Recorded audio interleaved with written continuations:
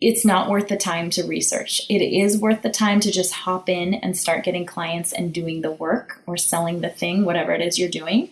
You'll figure out what you need, what you prefer, and what you don't like as you go, and you can tweak it from there. So that's my biggest piece of advice here. Do not spend too much time researching and going back and forth and trying to decide the perfect one.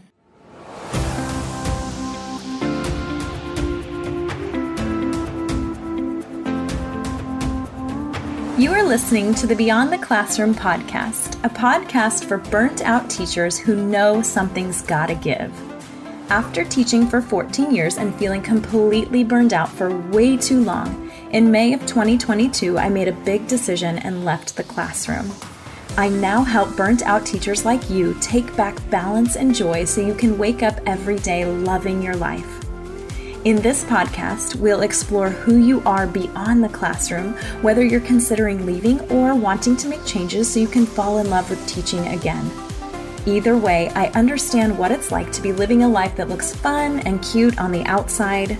You know, summer's off, playing all day, off at 2 o'clock every day, but actually feels miserable and draining. I'm your host and coach, Sandy Patterson, and I'm so excited to help you step into your fullest potential and believe in that potential to make an impact on the world, not just survive each day. Are you ready? Let's do this. Hello there, and welcome back to the Beyond the Classroom podcast. Super excited today. This is the third episode of 5 in the Business Builder Summer Series. Now, this is a 5-part series specifically for teachers or anyone who is in the beginning phases of building or starting a business. It's for teachers who are wanting to build a side hustle or turn your side hustle into your main source of income so you can have the confidence and freedom to make decisions based on what you truly want in life because you have that financial freedom, not what you think you should do or what the easy thing to do is. Now, if you haven't already listened to the first and second episodes in this series, you can head back and listen to those. The first one is all about ideas for your business. The second one is all about business mindset.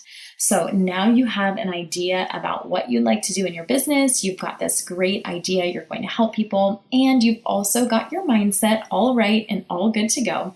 Now it is time to get started and actually do the thing, right? Take the action. This is the scary part. This episode is all about the 4 things you're going to need to get started so you feel prepared and you're ready to go. And this is specifically for, again, people who are just in the beginning phases. I think when you're starting a business, it can be so overwhelming, especially when you're doing it all by yourself. You don't have a team of people yet. It's just a one-woman show trying to do all the things and figure all the things out. And so many times we will start researching things and then we get overwhelmed and then we just quit because it is so dang overwhelming.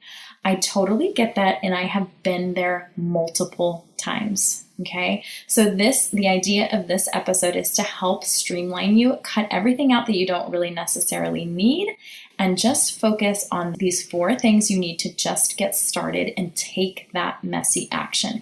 And they're probably not what you think they are. It's not a website. It is not an email service provider. It is not perfect branding. It is none of those things, okay? So now I'm going to give you a little bit of advice before we hop into the 4 things, okay? Don't get stuck in the research. Just pick one and go. You're going to have so many different options, and there are going to be so many people who have so many different opinions and so much advice. It's kind of like becoming a parent, right? You don't know what you don't know. And you're going to waste a lot of time stalling, trying to figure things out that you don't really need to spend time on. So in that research phase, really just limit yourself, pick something and just go with it and see how it goes, right? Because you don't know what you don't know, but you'll figure it out as you go, okay? Don't stall. Now, once you get into it and you start working with clients and selling your items or selling your packages, you'll start to figure out what you need, what you prefer, and what you don't like as you go, and then you can tweak it from there. It's that whole thing of like, I'm going to build the airplane as I'm learning to fly it. It's totally fine. Everybody starts there. It's fine.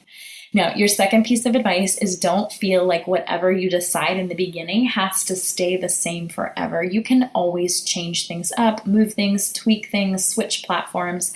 A big holdup with a lot of people is the idea that whatever you pick in this moment when you're starting is what you're going to have to be stuck with forever. And yes, as nice as that would be, it usually doesn't ever work out like that. So don't get caught up with picking the perfect whatever it is, because you can change it and move along based on your business and your needs. The important thing is to just get started, to just go, to do the thing. It does not have to be perfect. It just needs to happen. You just need to go for it. Okay? All right, so we're good. The 4 things you have to have in order to start your business. Number 1 is an amazing offer. Okay, you need to have a way to help people. There is a problem out there and you have a solution to this problem. This could take on so many different things. It could be anything. And if you don't have an offer, essentially you don't have a business. You need to have a way to help people. And if you're still hung up on this, you can always go back to episode number 1. There are lots of ideas and things you can kind of work through in order to determine what your offer is. But just make sure that in this phase, you have an offer and you know how you can help people. It has to be an offer that you 100% believe in. You truly, truly believe in this offer. You believe that you can help people, and you know that what you are offering is going to change people's lives, make people's lives easier, or make a positive impact in some way. So number 1, you have to have an offer, okay? The second thing is a way to take payments, okay? Now, this one isn't the most fun thing to think about, and it can be kind of tricky. And depending on what type of business you have, you are going to have to find a way to take payments from your clients. And when you are first starting off, there is nothing wrong with using PayPal or Venmo or those things that we are already familiar with. Again, you just start, you go, you do the thing, and then you adjust as you go. There are, of course, lots of other different platforms that you can use to take payments and set different things up. But again, don't get too hung up on this platform that you're planning on using. Now, if you are working with PayPal or Venmo, I would highly suggest that you create a separate account for your business stuff, because you don't want to be like me and have to read through everything, all your personal stuff and your business stuff that's all, muddled together, because you are not smart enough to separate it in the beginning. So don't be like me. Separate everything in the beginning. It'll just make things a lot easier and save you time as you move down the line. Now, if you're working on a platform like Teachers Pay Teachers or Etsy and you're selling digital products, the payment system will already be built in. But again, little piece of advice, make sure that whatever platform you're using is separate from your personal account. So number 2 is a way to take payments. You've got to find a way to take payments from clients. I am so excited to share this episode is brought to you by the Biz Builder 6-week group coaching program. Are you feeling stuck in teaching and wondering if there's more out there for you? Do you have a gut feeling you won't be able to sustain in teaching for much longer and you're not sure how to get the heck out? Do you have a side hustle or business you're wanting to grow to turn into your main source of income to get out of the classroom? Or maybe a business you'd like to nurture and save up money to have a cushion to get out of the classroom. Or even a side hustle you'd like to be able to put more time and effort into to see the possibilities of where it can go. This Biz Builder program is the ultimate program to help you lay the foundations of your business and fast track you to success without the guesswork and confusion.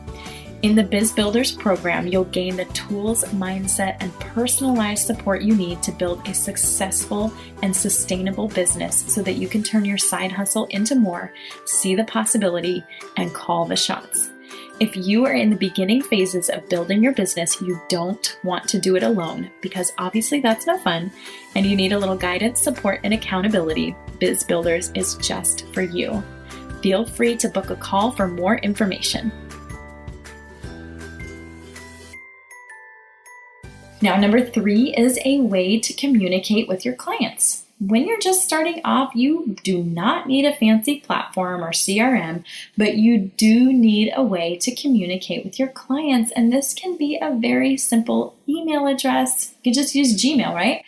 I would again recommend in the beginning creating a separate email address so you can keep all of your business emails separate from your personal emails. Again, don't be like me. You don't want to have to weed through everything. And you also want to choose an email address that's pretty straightforward and easy to remember and type out. And you definitely, of course, want something that's professional and matches you and your brand. Even if you don't have branding yet, you still know, kind of where you're going to go. So like hotstuff423@gmail.com probably wouldn't be the best idea or the most professional, right? It's like when we get at the beginning of the school year and we get those, we ask for our families, our parents' email addresses, and you get some interesting ones. So make sure that the email business address that you choose is something professional and something that's easy to type out. So kind of try to avoid like all of the underscores and the periods and the exclamation marks and all that stuff. So with these 2 things, with your payment system and your email, you're going to go ahead and just pick one and stick with it. Okay. Again, I'm going to go back to the idea that you really don't know what you don't know. So spending a ton of time researching either of these things, if you're starting off with a CRM, it's not worth the time to research. It is worth the time to just hop in and start getting clients and doing the work or selling the thing, whatever it is you're doing. You'll figure out what you need, what you prefer, and what you don't like as you go, and you can tweak it from there. So that's my biggest piece of advice here. Do not spend too much time researching and going back and forth and trying to decide the perfect one. And really, spoiler alert, there really is no perfect one. You're going to find platforms throughout your business that none of them are perfect. So just pick one and stick with it. Stick with it for a while just to see how it works. Now, number 4, last thing, and these are the very, very basics, bare minimum to start the business. Number 4 is a contract to cover yourself. If you are a service provider, you have to have a contract to protect yourself and your clients as well.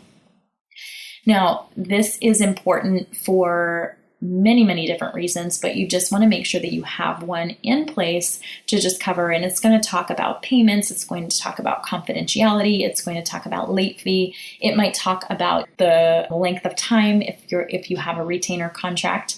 Now, if you are creating digital products for sites like Teachers Pay Teachers or Etsy, or even if you're selling digital items on your own website, you're still going to definitely need a terms of use statement or some sort of document to protect your work. You need something to cover yourself and clearly state that it's not okay to copy your work, resell your work, etc., etc. So these 4 things are the 4 things, very basic things that you need to get started in that business. And it probably is not what you thought it was going to be. I'm hoping that it feels a little less intimidating and a little more simple than if you think about all the things you need to do in order to start your business, right? So number 1 was an offer. Number 2 is a way to take payments. Number 3 is a way to communicate with your clients.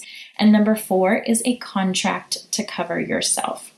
Now, we go over all of these things in depth in the Business Builder 6-week group coaching program. We get a lot more clarity on each one of these things, and we really go over why they're important and really how to set them all up. So I cannot wait to hear what you think about these 4 things. Are you surprised? Are you shocked? How are you feeling? Are you feeling like, hey, I can do this? Because I'm here to tell you that you can. You just gotta, again, take the messy action. We say progress over perfection, and you just dive in and you do the thing.